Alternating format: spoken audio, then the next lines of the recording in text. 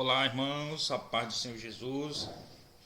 Estamos mais uma vez iniciando mais uma disciplina aqui pelo IBA, Instituto Bíblico Apostólico, na cidade de Capitão Poço, no estado do Pará. Igreja Pentecostal Unida do Brasil. Glória a Deus. Vamos iniciar mais uma disciplina agora, irmãos. Atos dos Apóstolos é o nome da nossa disciplina. Espero que no final dessa disciplina possamos ter aprendido um pouquinho mais, ok? Que a gente saia com novas experiências, novos conhecimentos, congratulados, alegres, tocados pelo nosso Deus. Amém? Bom, primeiramente se faz necessário nós notarmos algumas coisas sobre Atos dos Apóstolos. O livro Atos dos Apóstolos. Tá? Vamos ver quem escreveu o livro, onde foi escrito, quando foi escrito, por quem. Algumas informações gerais para que nós possamos entrar no conteúdo mesmo do livro, ok? Lembrando que a nossa abordagem aqui do livro de Atos, ela não leva em consideração assim a visão hermenêutica, a visão exegética, estudando os significados, tá? Não é isso. A nossa abordagem, a nossa visão, ela vai ser uma visão histórica, abrangente a respeito do livro dos Atos, tá? Como se fosse realmente contando a história. Que o livro de Atos é propriamente um livro histórico, ok? Que conta a história da igreja.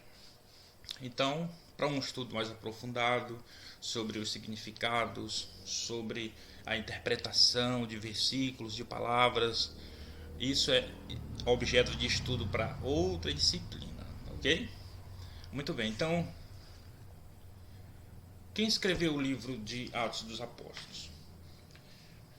Nós temos algumas evidências que mostram que quem escreveu o livro foi Lucas, o médico, o doutor Lucas. Por quê?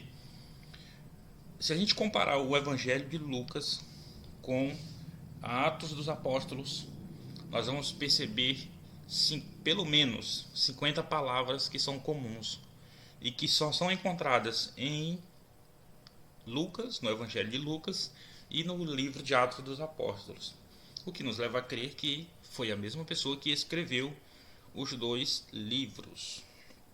Também não é só isso. A gente vai vendo a história de Lucas, vai vendo a história de Atos dos Apóstolos, a narração, o acontecimento das coisas, e a gente percebe que o escritor de Atos ele usa muito o pronome nós. Nós ficamos, nós passamos, nós fizemos, nós estávamos. Então a gente percebe que ele estava presente em muitas das situações que ocorreram, que são descritas no livro de Atos, ok? Ele se mostra aí uma testemunha ocular de muitos acontecimentos. Então ele usa o pronome nós e a gente percebe que ele estava inserido aí em alguns acontecimentos, ele estava presente no decorrer da disciplina. Nós veremos que ele estava em algumas situações e em alguns lugares, ok? Mas não é só isso, tá, irmãos? Outra evidência fortíssima que a gente tem para mostrar que é Lucas o escritor é que quando ele inicia o livro, ele fala assim: escrevi o primeiro tratado, ó Teófilo. Então ele se refere a essa pessoa chamada Teófilo, dizendo que ele já escreveu o primeiro tratado, ou seja, o primeiro livro. Ele já tinha escrito o livro de Lucas, que ele chama de o primeiro tratado, e agora ele se refere a essa pessoa, ó Teófilo, eu escrevi o primeiro tratado, ok? Então a gente tem aí essas fortes evidências de que foi realmente o livro, que foi realmente Lucas quem escreveu o livro de Atos, ok?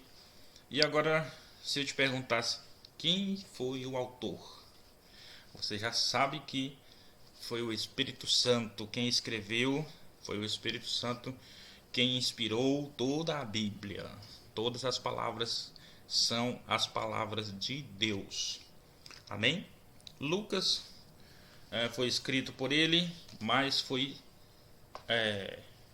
inspirado por Deus. Tem Deus como autor, o Espírito Santo. Atos dos Apóstolos, da mesma maneira, temos ele como o autor, o Espírito Santo, nosso Deus querido, sendo o autor, vindo dele as palavras, e os escritores da Bíblia, como já vimos em outras disciplinas, foram apenas os escritores, ok?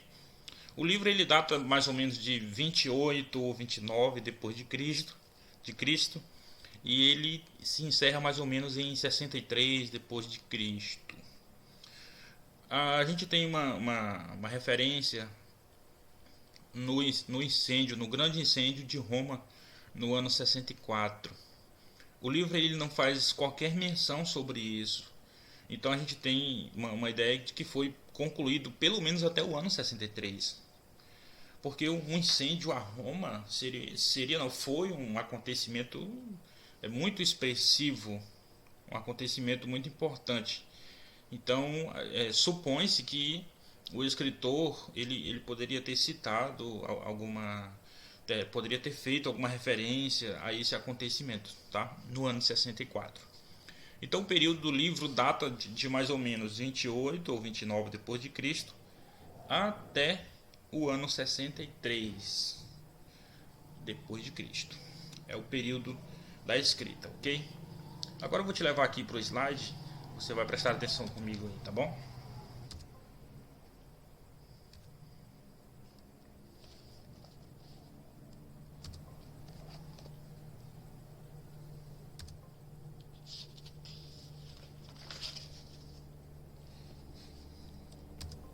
Ok. Veja só que o livro de Atos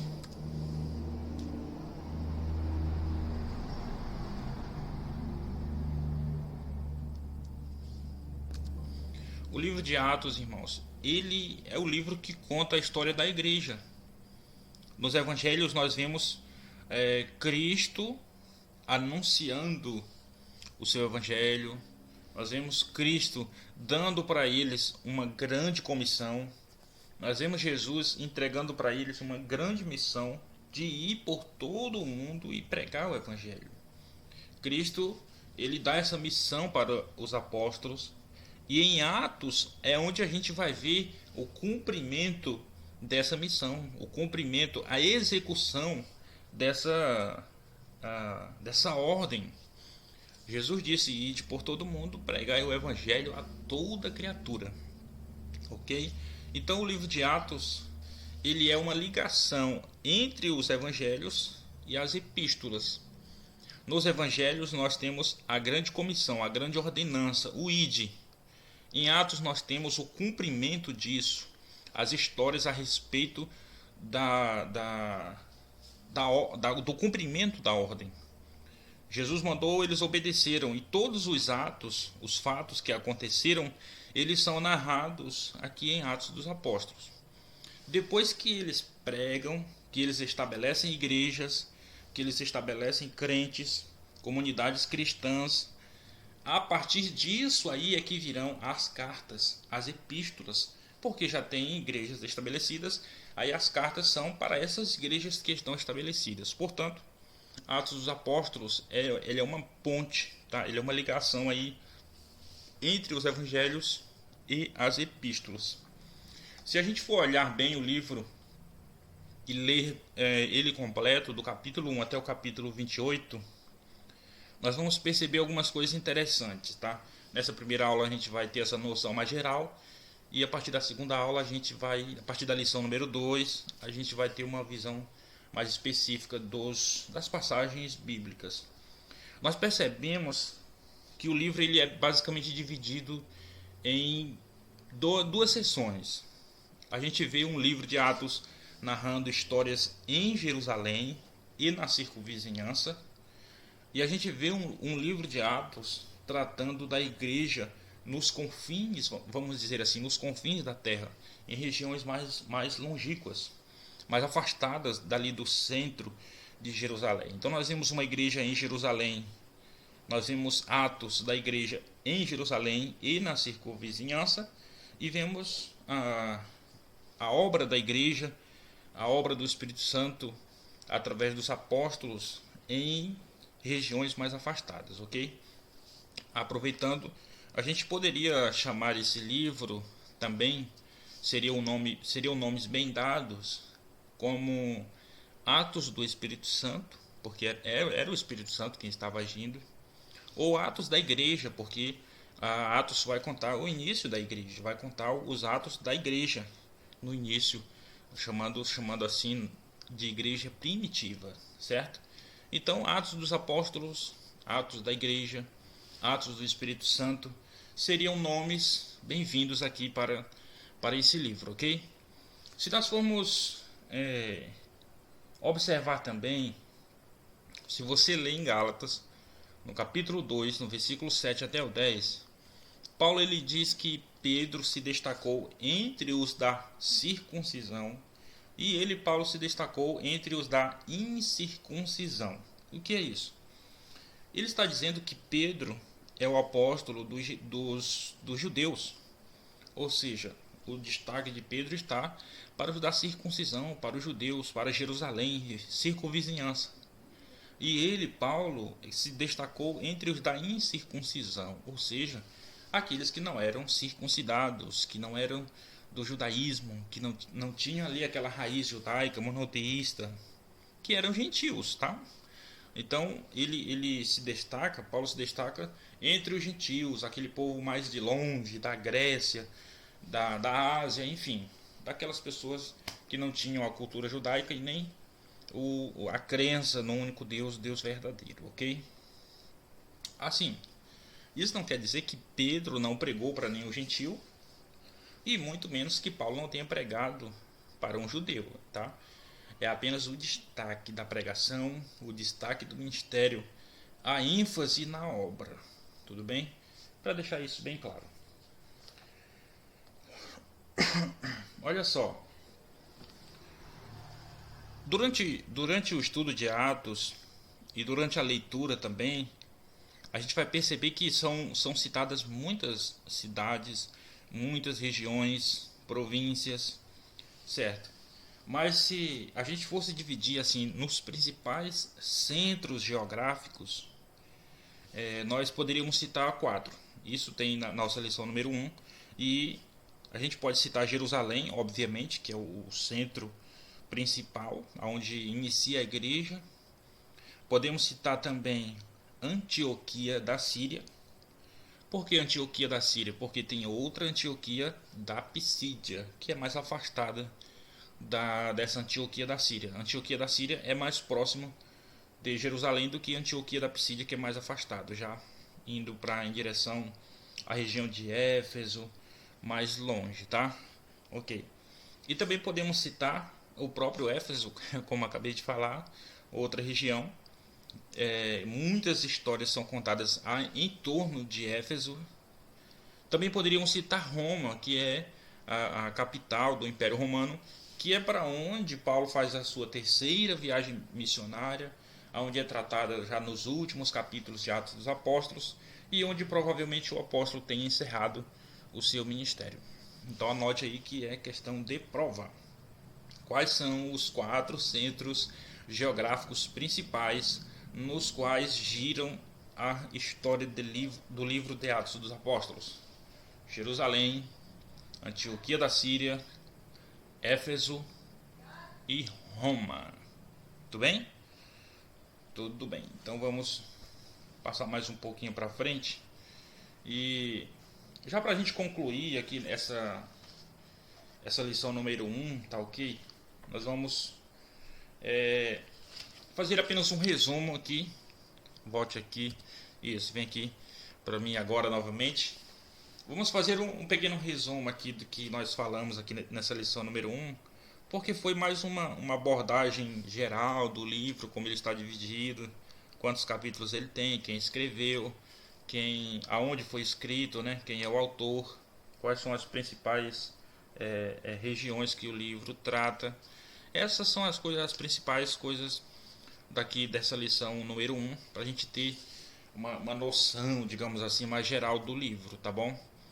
Então você estuda para que nós possamos fazer a prova. No final da quinta aula será, no final da quinta lição será entregue um questionário, você vai responder. Faça as suas anotações durante a aula, alguma coisa que não está no material, alguma coisa que não está na Bíblia, alguma coisa que foi acrescentada aqui, alguma observação, alguma ligação com outro livro. Faça suas anotações, isso vai servir para você responder os questionários. Os questionários serão entregues em cada sexta-feira. Você responderá durante o sábado, o domingo, durante a segunda, durante o dia, e tem até segunda noite para entregar esse questionário. Também depois da aula estarei disposto lá no grupo para que a gente possa tirar as dúvidas, tá? Ficar alguma dúvida você pode perguntar, que nós procuraremos responder dentro das possibilidades. Muito bem, então vamos para a aula número 2, para a lição número 2, ainda dentro da aula 1, tá? Ok.